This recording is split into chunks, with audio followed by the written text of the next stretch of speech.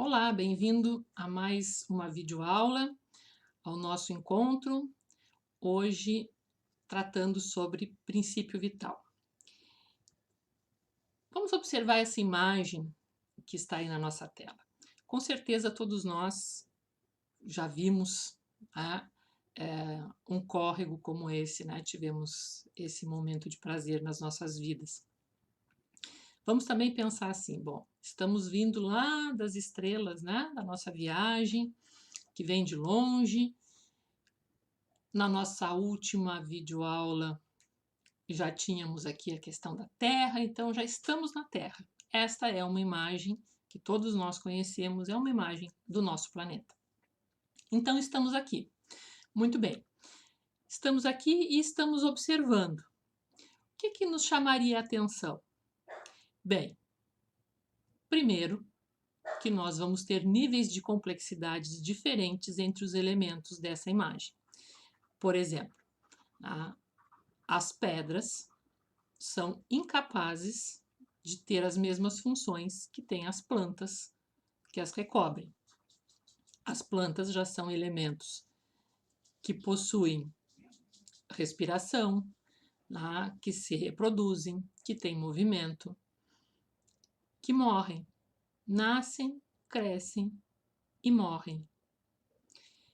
Vamos imaginar também aqui nessa imagem aí escondido nessa mata alguns animaizinhos.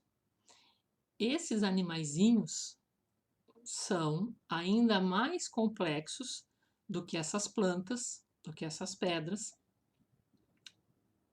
E temos nós também, que estamos aí, que somos natureza, estamos integrados a ela, somos constituídos, né, por todos esses elementos.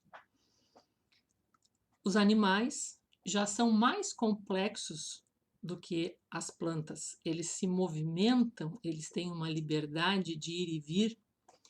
Eles já têm organizações, muitos deles vivem em formigueiros, vivem em colmeias, vivem em bandos, ou vivem isolados, ou já têm uma organização mais próxima, uma organização social, uma organização de família. Eles já parecem ter sentimentos, eles têm atos que são bem mais elaborados, tanto do ponto de vista dos instintos, né, que comungam com as plantas, já possuírem um instinto, mas eles já têm atos mais elaborados, já se aproximam do que nós humanos temos. Então, o que é que vai gerar essa diferença? Lembram que nós falamos, quando tratamos dos elementos gerais do universo, que o princípio espiritual ele evoluía em todos estes elementos. Então, o princípio espiritual é comum a todos. A matéria é comum a todos. Mas existe algo que está criando essa diferença. Algo há além desses dois elementos que gera o que nós chamamos de vitalidade, que é o que vai nos tornar seres orgânicos que nascem, crescem e morrem. Diferente dos minerais, né? Diferente da água, diferente do ar, diferente das pedras. Então, as plantas, os animais, nós humanos, passamos por essa lei, nós temos vitalidade. Então, de onde vem esse elemento? É isso que nós estamos discutindo aqui. E os espíritos nos deram a seguinte resposta: que a vida é um efeito produzido pela ação de um agente sobre a matéria. Esse agente, sem a matéria, não é vida, da mesma forma que a matéria não pode viver sem ele. É ele que dá a todos os seres que o absorvem e assimilam. É ele que dá a vida a todos os seres que o absorvem e assimilam. Então, esse elemento que dá a vida, que dá a vida orgânica, é o princípio vital, que é assimilado. Aí então Kardec perguntou: vimos que o espírito e a matéria são dois elementos constitutivos do universo. O princípio vital formaria um terceiro? É um elemento necessário à constituição do universo, mas tem a sua fonte nas modificações da matéria universal. É um elemento para vós, como o oxigênio e o hidrogênio, que, entretanto, não são elementos primitivos, pois todos procedem de um mesmo princípio. Então, qual é a origem? Aonde está? Já que ele não é, o princípio vital não é um dos elementos constitutivos do universo, mas ele é uma derivação. Qual é a sua origem? E os espíritos nos respondem que a origem é o fluido universal, que é o que nós chamamos de fluido magnético, de fluido elétrico animalizado, e que este fluido magnético, né, este fluido universal, é a ligação entre o espírito e a matéria. Lembram dessa lâmina? Lembram dessa imagem?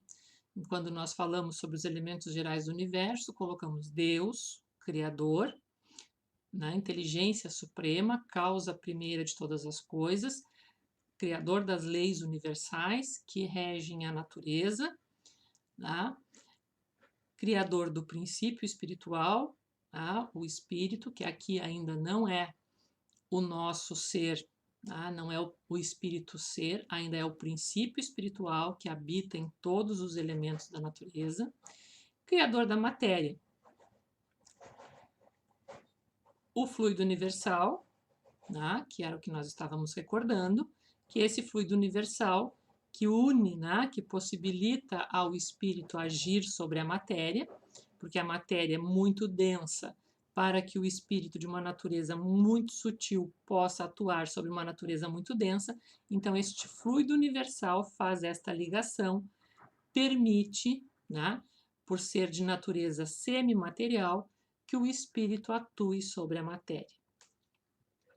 Que esse fluido universal ele sofre diferentes combinações, diferentes transformações, que ele é o que vai dar origem ao fluido magnético, e que agora este fluido magnético sofre uma das suas transformações, que é justamente o fluido vital ou o princípio vital, que, portanto, dependendo do nível de evolução deste princípio espiritual que nós temos aqui em azul, dependendo da evolução, ele agirá, ele unido ao fluido universal, ele vai recolher, vai desenvolver princípio vital unido à matéria. E através, então, desse estado evolutivo, deste princípio espiritual, a capacidade dele de já ativar este fluido vital vai desencadear no lado de cá da matéria, onde nós conseguimos perceber e ver toda essa diferença entre seres orgânicos e inorgânicos. Lembrando, quando a gente falou desses elementos gerais do universo, que o princípio espiritual ele evolui, ou seja, ele desenvolve a sua inteligência, porque ele é o ser inteligente, ele é o elemento inteligente do universo. Aqui está a possibilidade de crescer, de aprender, de evoluir, de dominar, não na matéria. Então, o princípio espiritual, ele evolui, desenvolve essa inteligência, animando a matéria, conforme o seu nível evolutivo, os elementos da natureza aos quais ele irá se ligar. Então, nos minerais, o que está sendo aprendido? Apenas a agregação da matéria. Dominada a lei de atração, o princípio espiritual passa a dominar outras leis gradativamente. Que leis? Vai passar a dominar a lei da conservação, a lei da reprodução, vai passar a trabalhar com o fluido vital e animar, portanto, seres orgânicos, nos quais nós já vamos ter a possibilidade da reprodução, da conservação, tá? E vamos ver toda essa diversidade. Então, conforme este princípio espiritual evolui, ele anima diferentes formas de matéria, e dentre essas diferentes formas de matéria, nós vamos ter a animação dos seres orgânicos. Tá? Então, o princípio vital é o mesmo para todos os seres orgânicos? Sim, modificado segundo as espécies. É ele que dá o movimento. E perdoem, vou observar que temos um erro na nossa lâmina, né? E aí ele vai dizer que esse agente é ele que dá o movimento e dá vida, né? E os distingue da matéria inerte, pois o movimento da matéria não é a vida. Ela recebe esse movimento, não o produz. Então, temos aqui nas imagens diferentes seres orgânicos, né? As aves, o cavalo, o gado, o cão, os homens, os vegetais. Todos são elementos orgânicos, todos recebem princípio vital, todos são vitalizados por essa mesma energia.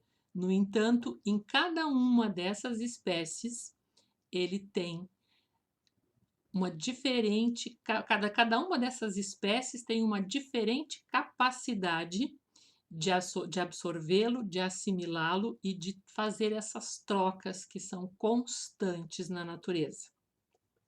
Lembram de quando nós falamos na sua questão sobre a relação com o magnetismo? Voltaremos a falar sobre isso hoje.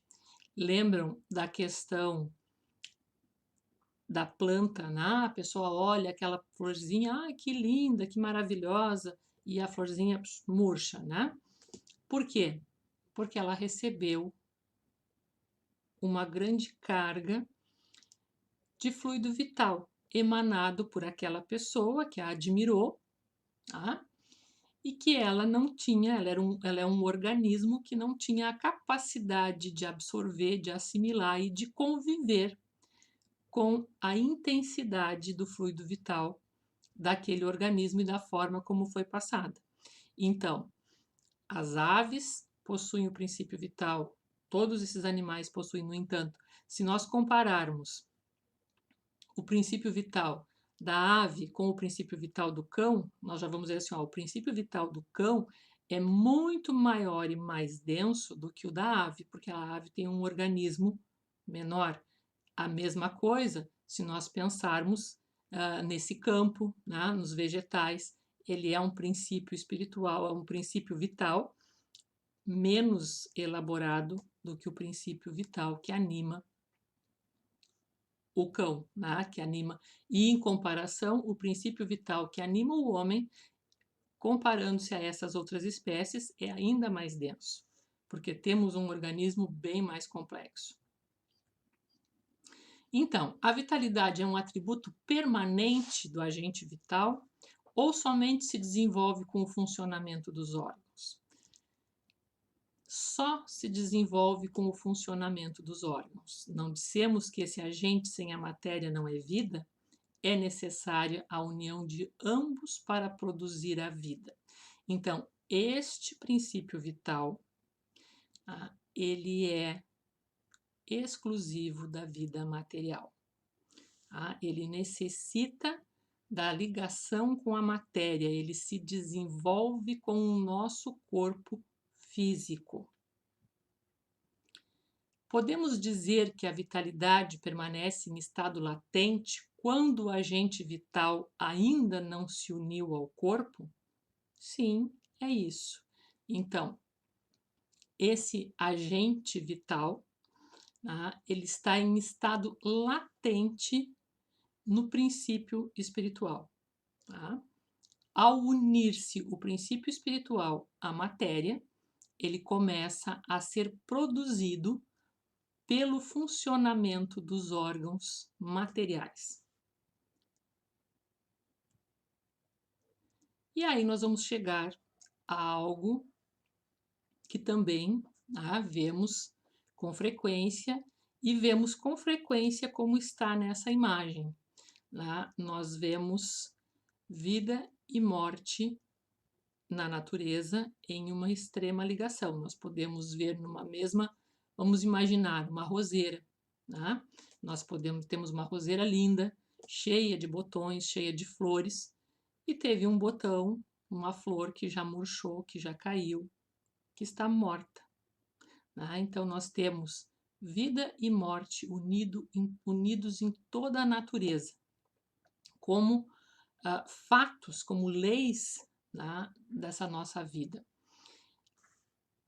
Então, pensando de acordo com o princípio vital que nós falamos, a união do princípio espiritual à matéria vivifica, quando ela se liga a uma matéria, a um organismo já dos seres orgânicos, ela vivifica essa matéria. O que será, portanto, a morte? O que será a morte dessa árvore que nós temos aí na imagem? O que será que desapareceu? A matéria dela continua a mesma. A matéria dela está aí. Mas ela já não mais, ela tem as raízes, mas ela já não mais produz. Ela já não mais está ativa. Já não existe mais seiva, ela já não produz mais folhas, ela já não respira mais, ela já não se alimenta mais. E a matéria dela está em decomposição. O que aconteceu nessa árvore? Houve uma ruptura. A matéria ficou em um lado, o princípio espiritual em outro. E o princípio vital que a animava cessou de existir e determinou a sua morte. Então, separado o princípio espiritual de qualquer elemento orgânico da natureza, nós temos o fenômeno da morte, porque deixa de produzir-se a ligação com a matéria, deixa de produzir o que produz, o que faz com que o fluido vital anime esse ser, anime esses órgãos, já não está mais presente. Então, afastou-se o princípio espiritual, não temos mais vitalidade, se dá o fenômeno físico da morte. E é isso que nós temos aqui, as florzinhas, verdes, lindas, belas, vivas, e a árvore já está ali toda a sua matéria, mas ela já não tem vitalidade, ela está morta. Qual é a causa da morte nos seres orgânicos? E vamos falar que estamos ainda falando sobre a natureza de uma forma geral. Estamos falando sobre o que nós vemos, sobre os seres orgânicos. Então, a exaustão dos órgãos, e se o corpo estiver doente, a vida se esvai. Então, esta é a causa óbvia da morte, dos seres orgânicos. E aí Kardec faz uma pergunta, e aqui vou chamar a atenção, essa questão. Por que uma lesão do coração mais do que de outros órgãos, dos outros órgãos, causa a morte? Esse era um pensamento do século XIX, em que se tinha que o coração era a máquina da vida. Parado o coração, teria-se a morte dos seres animalizados. E o que os espíritos respondem? Que o coração é uma máquina de vida, mas não é ele o único órgão em que uma lesão causa a morte. Ele não é mais do que uma das engrenagens essenciais. E hoje, no século XXI, nós sabemos que o diagnóstico de morte é um diagnóstico de morte cerebral. Então, pode o coração de um ser, tanto um ser humano quanto um animal, permanecer batendo, mas se é decretada a morte cerebral, se é constatada a morte cerebral, ele já não tem mais vida. Então, aqui os espíritos estão corrigindo o pensamento, né, do século XIX e já alertando que, né, o coração é uma das engrenagens, é um dos órgãos vitais, né, mas que não é ele o único e não é ele que determina a causa da morte somente. Em que se transforma a matéria e o princípio vital dos seres orgânicos após a morte? A matéria inerte se decompõe e vai formar novos seres. Então a gente tem aí, né, a imagem dessas frutas em decomposição, das folhas, e a gente sabe que tudo isso, né, vai se reduzir aos elementos essenciais, vai integrar novamente, o solo vai voltar, né, vamos pensar assim, vai voltar à terra. Aí lembrando aquela passagem que Jesus também dizia, né, do pó viestes, ao pó voltarás. Isto com relação à matéria, é fato. Né? Toda a matéria orgânica ela se decompõe e volta à sua origem, né, volta à terra. O princípio vital, né, e a gente está usando aí aquela imagem abstrata ali do azulzinho, das luzinhas, porque não se tem uma imagem, né, deste princípio vital, dessa energia, ele retorna à sua massa. Ele também vai retornar a energia, vai retornar ao fluido universal que a gente viu lá naquela lâmina anterior, né? Que é de onde ele deriva, ele retorna para aquela massa. Então, vamos ver. Se nós falamos que todos os elementos da natureza, tá? Vamos pegar aí, a da macieira lá. A macieira que originou essa fruta. Ela tem um princípio espiritual, ela tem matéria e ela tem uma boa quantidade de elemento, tá? Desse fluido universal vitalizado pela transformação em princípio vital. Ocorrendo a morte, né? Vamos ver, né? ocorrendo a morte da árvore, o que ocorreu?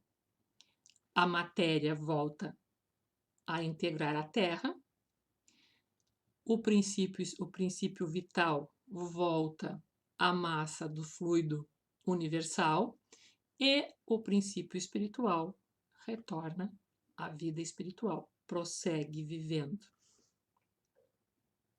porque segue a sua evolução, né? Ele seguirá evoluindo em vários outros elementos. Os órgãos estão, por assim dizer, impregnados de fluido vital. Esse fluido dá a todas as partes do organismo uma atividade que lhe permite comunicarem-se entre si, no caso de certas lesões, e restabelecerem funções momentaneamente suspensas. Então, agora vamos retomar mais um pouquinho de magnetismo, né, dessa relação tão íntima entre esses dois conhecimentos, espiritismo e magnetismo, porque aqui Kardec está retomando, vocês poderão constatar em O Livro dos Espíritos, que este é um texto de um comentário de Kardec a essas questões que ele fez aos espíritos, e aqui é o magnetizador falando. É o Hippolyte Léon Denisard Rivail, o H. Rivail, conhecido dos magnetizadores, escrevendo sobre o tema com as orientações dadas pelos espíritos, né, dessa transformação, que também é essa transformação do fluido vital não era conhecida, né, não era hipotética para os magnetizadores e não tão clara quanto os espíritos colocam nesses questionamentos que ele faz. Então, todos os nossos órgãos, né, pensando agora assim como pensando no nosso corpo físico, todos os nossos órgãos eles estão impregnados com as nossas energias, tá? Com o nosso fluido, assim como todos os órgãos do nosso bichinho de estimação, das nossas plantinhas, de todos os seres orgânicos, eles estão impregnados pelo fluido vital que os anima. Esse fluido é o que nos dá essa vida de atividade, né? Que nos dá a possibilidade de sentirmos, né, essa disposição de viver, de fazer as coisas, né, de trabalhar, a saúde, enfim, né, essa atividade toda, né, aos animais de cumprirem as suas funções.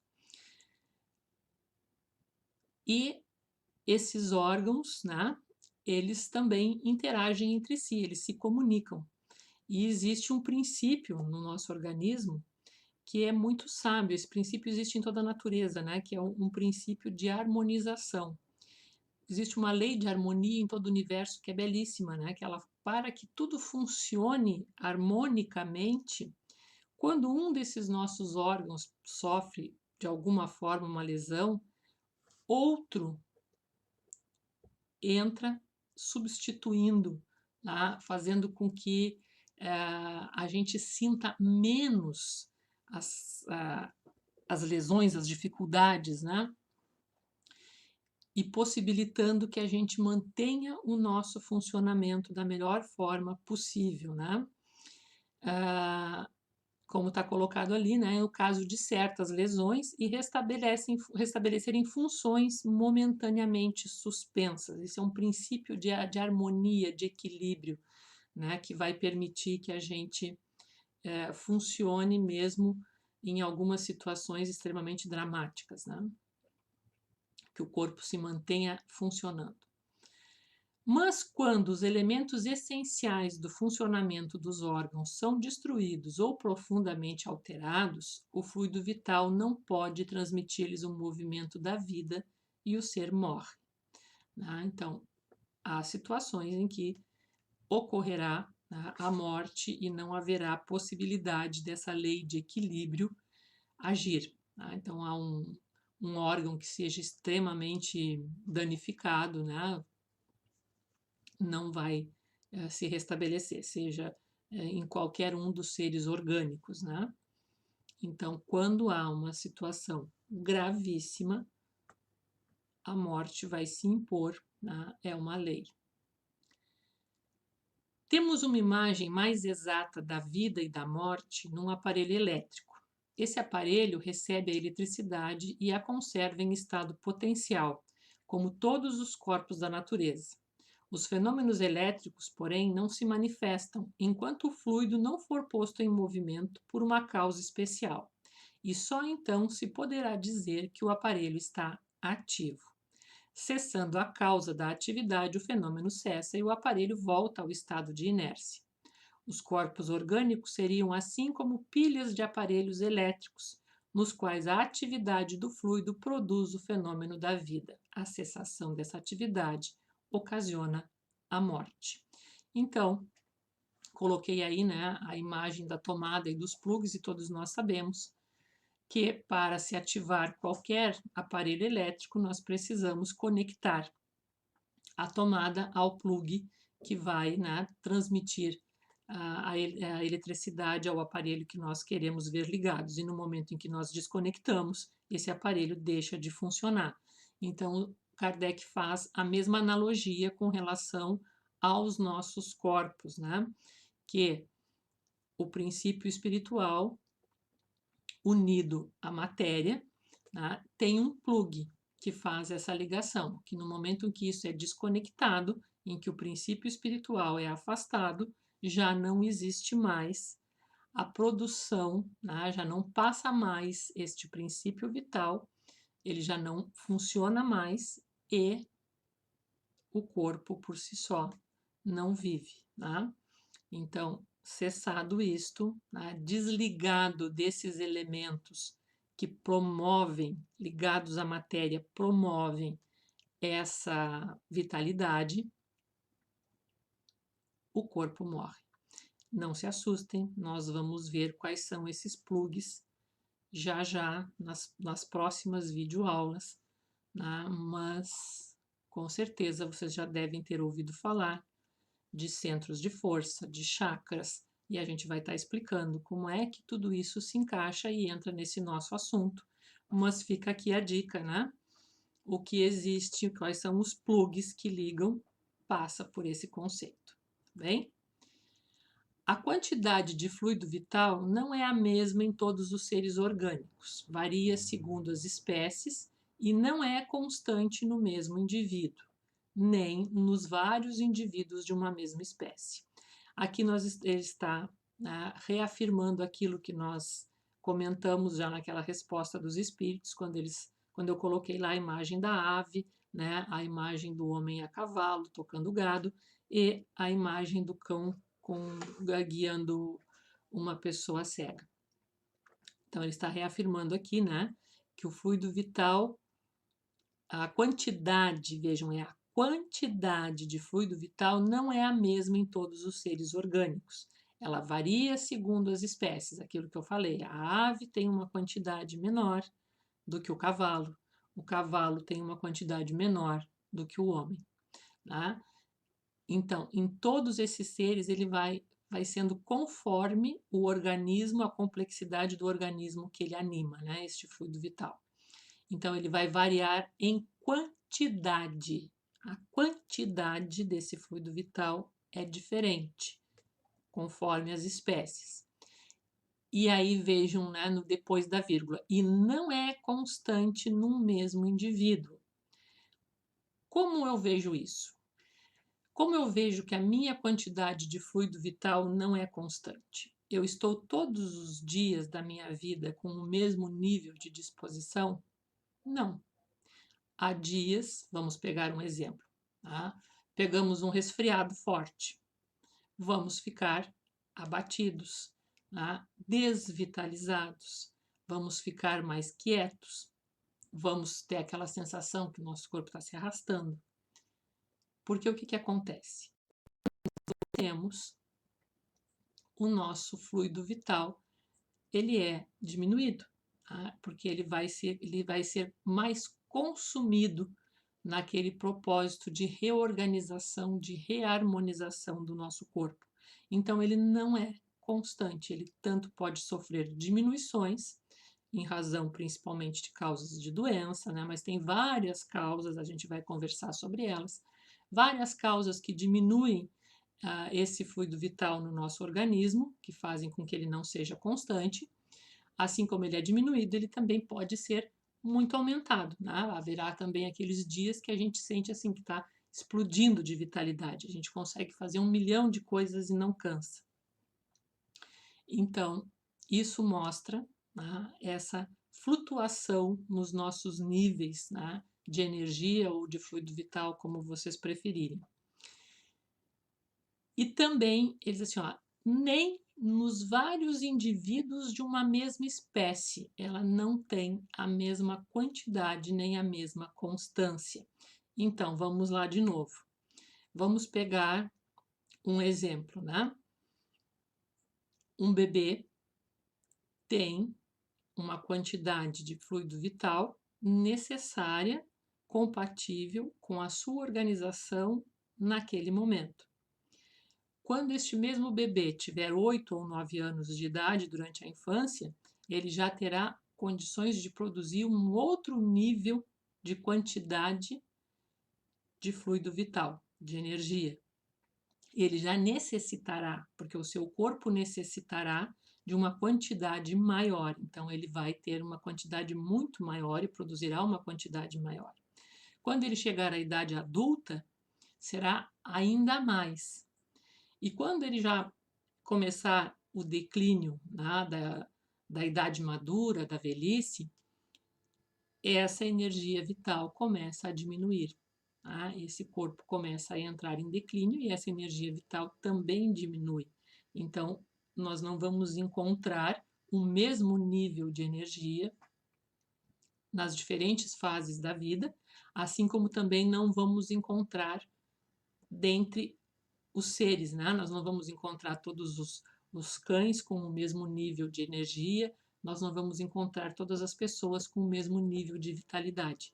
Nós temos aquelas pessoas que têm uma vitalidade exuberante e tem aquelas pessoas que se arrastam na vida, né? Que inclusive a gente pode observar pela própria forma de andar, que a pessoa, né, anda de fato arrastando os pés, parece que não tem força nem disposição. Isso também, né, tem a ver com estados emocionais, com estado mental, que é reflexo, né, e consome muito de energia vital.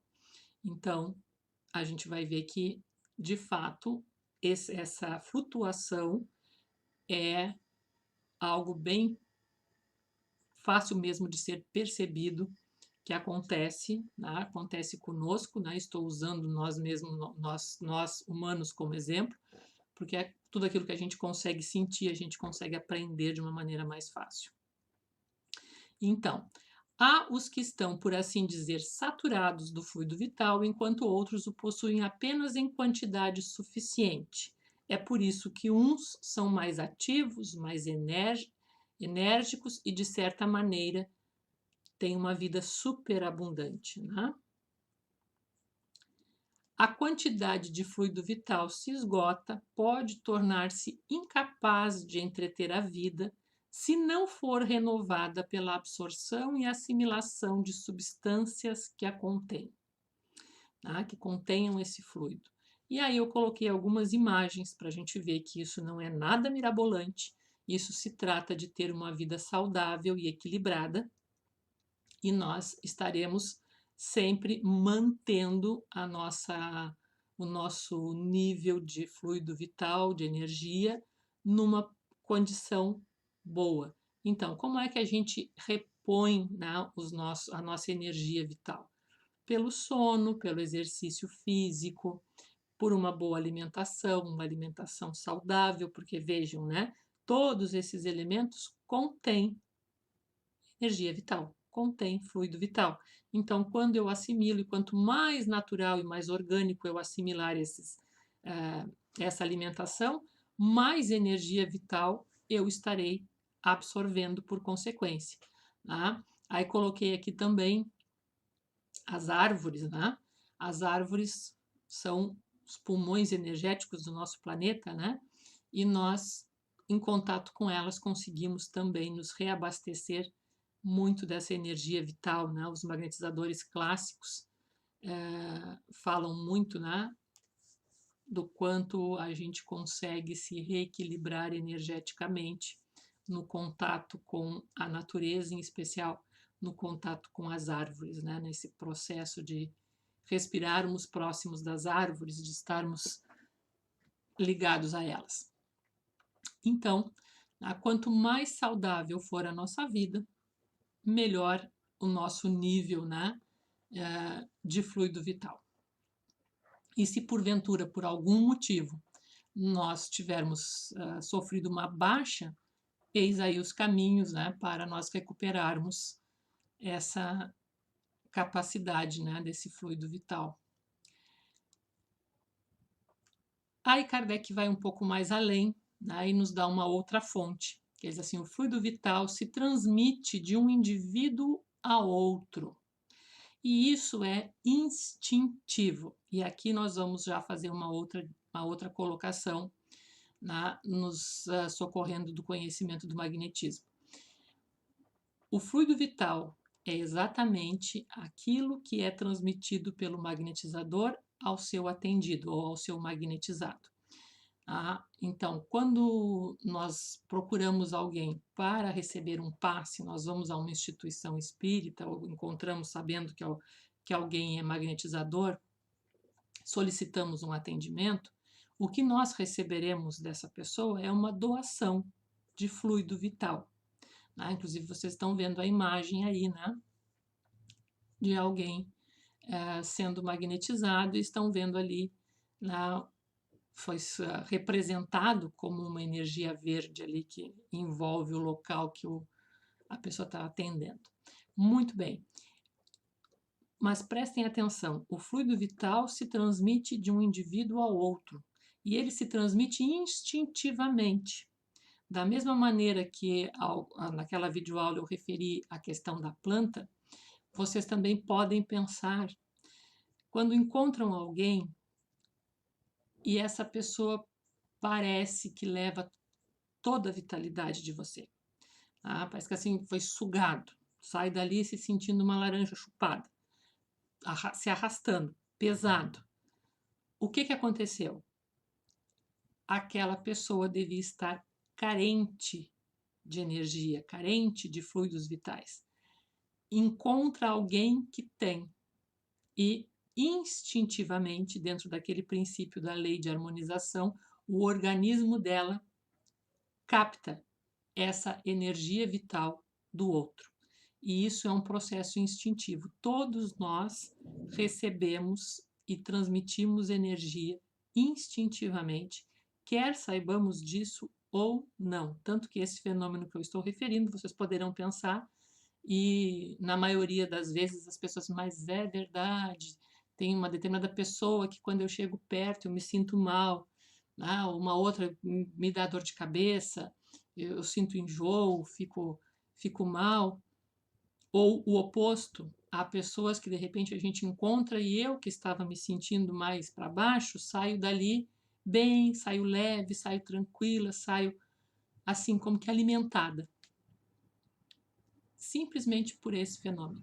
Novamente, não entra aqui nenhuma questão, a pessoa estava carregada, entre aspas, né? Estava cheia de coisa ruim. Não necessariamente. Tá? Ela pode simplesmente estar necessitando de energia vital, que pode ser até mesmo por um processo emocional seu. A pessoa estava desvitalizada, ela consumiu a sua energia num estado de alta ansiedade, talvez, num estado de depressão, ou em outras situações, por viver um momento de tristeza, ou simplesmente por estar desgastada organicamente por uma doença física, um mal-estar, alguma coisa, que às vezes talvez ela não tenha ainda nem consciência de alguma doença que tenha. Mas o seu organismo sente essa necessidade e, ao ter contato com a energia vital de outra pessoa, dela se alimenta. E isso é instintivo. Então, todos nós instintivamente trocamos energia. No entanto, nós vamos chamar de magnetizadores aqueles que sabem fazer essa passagem de energia para o outro de uma forma consciente e sem sentirem abalos por isso. Então, o magnetizador vai ser aquela pessoa que conscientemente percebe a necessidade do outro e a atende sem que haja qualquer forma de desequilíbrio nessa passagem. Ele tem o conhecimento e o domínio para fazer essa doação de fluido vital. Tá? Então, aquele que tem em maior quantidade pode dá-la ao que tem menos e, em certos casos, fazer voltar uma vida prestes a extinguir-se. Então, especialmente nos casos de saúde física, nós podemos sim recorrer à ajuda dos atendimentos de passes magnéticos, porque essa é uma das funções prioritárias do atendimento de passes nas instituições espíritas, né? Auxiliar nesse processo que vocês estão vendo. Então, se porventura vocês pensam assim, hoje eu estou achando que minha vida está atrapalhada, né? Não consigo um namorado que me agrade, ou eu estou com uma dificuldade aqui e ali, quem sabe eu vou lá tomar um passe para, de repente, as coisas acontecerem na minha vida. Não é esse o propósito. O propósito da doação de fluido vital é a saúde física, é a harmonização deste fluido que permite a vitalidade. Então, se você estiver com um problema emocional, uma crise um problema de ansiedade, de depressão, de luto, enfim, qualquer problema emocional sério, se tiver um problema de saúde sério, não vamos também pensar, estou com uma dor de cabeça só, não, isso eu posso resolver de várias maneiras, mas se você tiver um problema, sim, esse processo de doação de fluido vital, de se transmitir energia vital de uma pessoa a outra, ele tem a capacidade de nos renovar, de reequilibrar o nosso organismo, tá? Tanto que ele pode ir, desde um alívio até mesmo uma situação de fazer voltar uma vida prestes a extinguir-se por carência deste fluido vital. Não havendo nenhum órgão extremamente danificado que impeça esse reequilíbrio, ele é possível de ser conseguido. Se houver um órgão muito danificado por uma doença muito grave, obviamente nós conseguiremos aliviar, porém não curar, não evitar, né, que ocorra a morte, tá? Mas essa é a função, né? Aí está toda a questão que envolve a prática do passe magnético nas instituições espíritas, né? O processo que já é colocado desde o início, então ele vai servir, né, nesse ponto aqui, a questões de saúde, de doação de energia vital. E aí, vamos voltar então um pouquinho àquelas distinções que nós observamos na natureza. A gente falou que já nos animais a gente percebe alguma coisa, né, de inteligência, de emoção, já se aproxima de sentimento, né, já se aproxima da condição humana. Então, Kardec nota isso também e ele questiona. Muito bem, então, a questão do princípio vital responde a por que nós vemos elementos orgânicos e elementos inorgânicos, a complexidade da vida, todos esses fenômenos que nós conversamos. Aonde se encaixa que também na natureza nós vamos ver seres inteligentes e vamos ver também a presença de instinto, coisa que vai ser progressiva nesses reinos, né? Vamos ver lá, a pedra não tem nem inteligência, nem o instinto, né? Salvo a questão da agregação da matéria. Mas nós já vamos ver, né, que é progressivo nas plantas a questão do instinto. Né? Tanto que a gente já vai ter aquelas plantinhas que são, a gente chama aqui de dorme-dorme, né? Aqui no Rio Grande do Sul, que a gente toca e ela se encolhe. A gente já vê ali um princípio como que se fosse do toque, né, do sistema nervoso. Ele toca e ele se encolhe.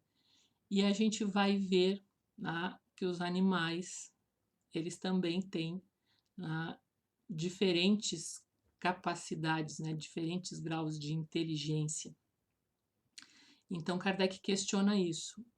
Onde entra, né, a presença da inteligência e do instinto? Ela pertence ao princípio vital? Aonde que ela se encaixa? Tá?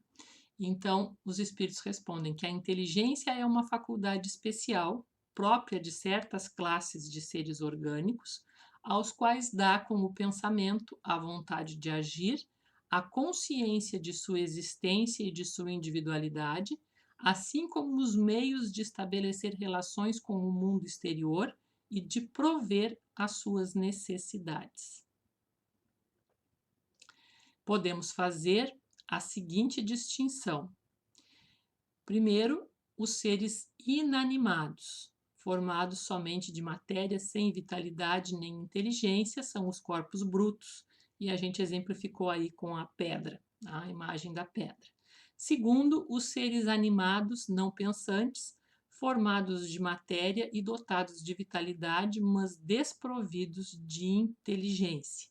E aí a gente colocou aí esse campo de girassóis simbolizando o reino vegetal.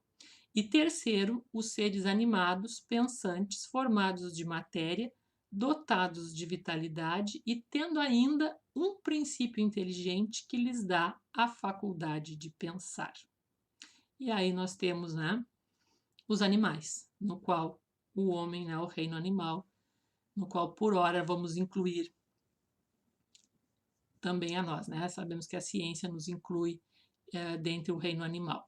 Então, as diferenças, né, de evolução desse princípio inteligente é que vão dar essas condições de instinto e inteligência. Então, essas características pertencem ao princípio espiritual. Tá? Ele vai avançando, né? A gente já falou, ele evolui dentro desses reinos, passando de um para o outro, né? E conforme a sua evolução, nós vamos vendo na matéria exatamente essa, desculpem a redundância, mas a gente vê a evolução expressa na matéria. Por isso que a gente costuma também dizer, né, que tudo que existe nesse nosso mundo aqui, nesse mundo material, é uma cópia do mundo espiritual. Então, a lei de evolução que a ciência estuda é a evolução dos corpos materiais, nós a adotamos plenamente, no entanto, na visão espírita, o que evolui é a inteligência, o ser inteligente. A evolução do ser inteligente gera essa evolução que nós vemos retratada na matéria. Conforme esse princípio espiritual vai avançando, ele vai dando origem e animando diferentes estágios da matéria, diferentes condições, e vai transmitindo a essa matéria a capacidade de pensar. Qual é a fonte da inteligência? Já dissemos, a inteligência universal. Poderíamos dizer que cada ser tira uma porção de inteligência da fonte universal e a assimila, como tira e assimila o princípio da vida material? Isso não é mais do que uma comparação, mas não exata, porque a inteligência é uma faculdade própria de cada ser e constitui a sua individualidade moral. De resto, bem o sabeis, há coisas que não é dado ao homem penetrar, e esta, por enquanto, é uma delas. Então, a gente poderia voltar, vamos voltar lá naquela lâmina.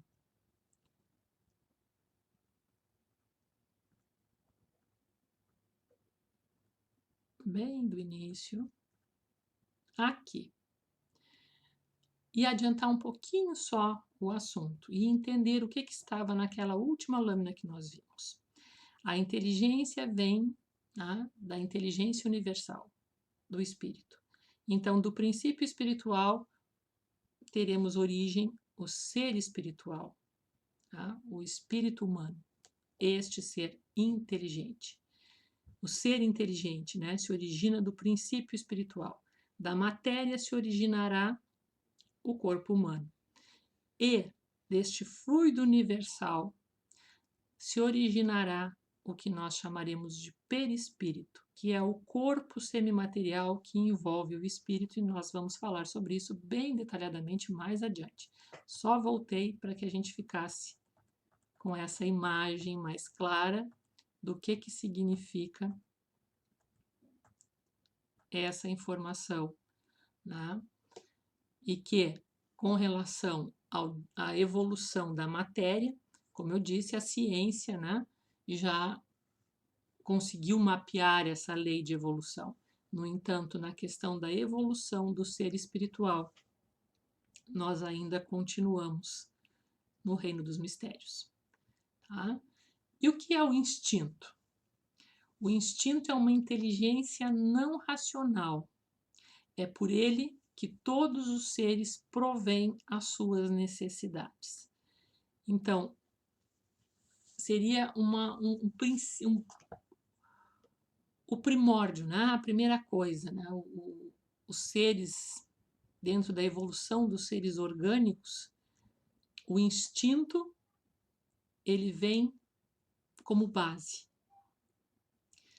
Antes de uma inteligência, ainda que uma inteligência rudimentar, como nós vemos nos animais, né? Nós reconhecemos os animais com uma inteligência e com sentimentos rudimentares em comparação ao homem. Antes mesmo disso, há o instinto. Esse instinto é uma inteligência não racional, tá? Que vai servir para a conservação, para prover a vida. Há limites entre inteligência e instinto? Não, porque eles frequentemente se confundem, mas podemos muito bem distinguir os atos que pertencem ao instinto dos atos que pertencem à inteligência. Então, uma vez que o princípio espiritual tenha chegado a um nível de evolução que lhe permita, né, desenvolver o instinto para animar a matéria, né, em que ele desenvolveu esse potencial, a partir dali não volta mais, não há nenhum retrocesso.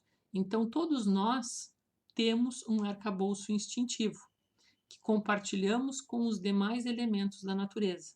Né? As plantas têm, algumas das plantas, instinto. Os animais têm instinto. Tá? Mas nós humanos temos instinto e nós já temos uma inteligência mais ampla, nós já temos consciência, nós já somos capazes de discernir coisas que os animais não conseguem. Portanto, uma vez que o princípio espiritual conquista um desses elementos, ele não retrocede. Tá? Ele vai sempre avançando e vão se somando nas nossas estruturas. Então, os instintos diminuem à medida que crescem as faculdades intelectuais? Não. O instinto existe sempre, mas o homem o negligencia. O instinto pode também conduzir ao bem. Ele nos guia quase sempre e às vezes mais seguramente que a razão. Ele nunca se engana, porque ele está centrado em coisas muito elementares, como manter a vida. Tá? Então, ele não se engana. Né? Quando nós agimos por instinto, mantendo a vida, nós não pensamos. Ela é uma inteligência que está automatizada. Por que a razão não é sempre um guia infalível? Ela seria infalível se não existisse falseada pela má educação, pelo orgulho e egoísmo. O instinto não raciocina, a razão permite ao homem escolher, dando-lhe o livre-arbítrio. Então, nós que possuímos a inteligência, que já raciocinamos, fazemos escolhas. Essas escolhas nem sempre são tomadas da melhor maneira. Muitas vezes elas são guiadas por interesses menos dignos. Como os espíritos colocam aqui, muitas vezes falseada pela má educação. E aqui essa má educação não é no sentido de, como o senso comum tem de uma má educação, mas é no sentido de que, pegando um exemplo, nós muitas vezes, quando pensamos trabalho, nós pensamos dinheiro. Trabalho para ter uma boa vida material. Então, pensando aqui o exemplo má educação, os pais muitas vezes orientam os filhos no sentido de procurarem uma formação, um trabalho que lhes permita um bom ganho financeiro. Isso é um sinônimo de uma boa educação, preparar para ter um sucesso financeiro. Os espíritos dizem que uma boa educação é aquela que faz alguém feliz, que é capaz de transformar as nossas características, de nos tornar pessoas felizes, pessoas que se conhecem, que sabem o que querem, que têm os seus propósitos claros na vida. E não essa ideia tão simples e tão direta de que felicidade e dinheiro sejam sinônimos. Então, um exemplo de uma má educação seria esse, de eu orientar as escolhas de alguém que estivesse sob a minha tutela para pensar dessa maneira. Isso, do ponto de vista dos espíritos, é uma má educação, porque eu estou pensando numa coisa imediata e numa coisa transitória. E isso falseia, então falseia a escolha da pessoa. O instinto dela, ou toda a disposição dela poderia ser para um outro caminho e eu direciono de uma maneira equivocada. Então, aí está o caso em que nós fazemos escolhas que nem sempre são as melhores, e isso é uma coisa que nos é permitida, porque nós temos algo que nós vamos falar bastante também, que se chama livre-arbítrio, ou a capacidade de escolher as coisas que nós vivemos. Então, por aqui nós ficamos. Esperamos que tenha sido ao menos um conhecimento agradável. Qualquer dúvida, qualquer comentário, coloquem aí nos comentários do vídeo. Vamos ter o maior prazer em responder essas questões. E fica aqui para o nosso próximo encontro o assunto. Já passaremos então a falar dos espíritos e não mais do princípio espiritual. A partir da nossa próxima videoaula, começaremos a falar então do ser espiritual que cada um de nós é. Até breve!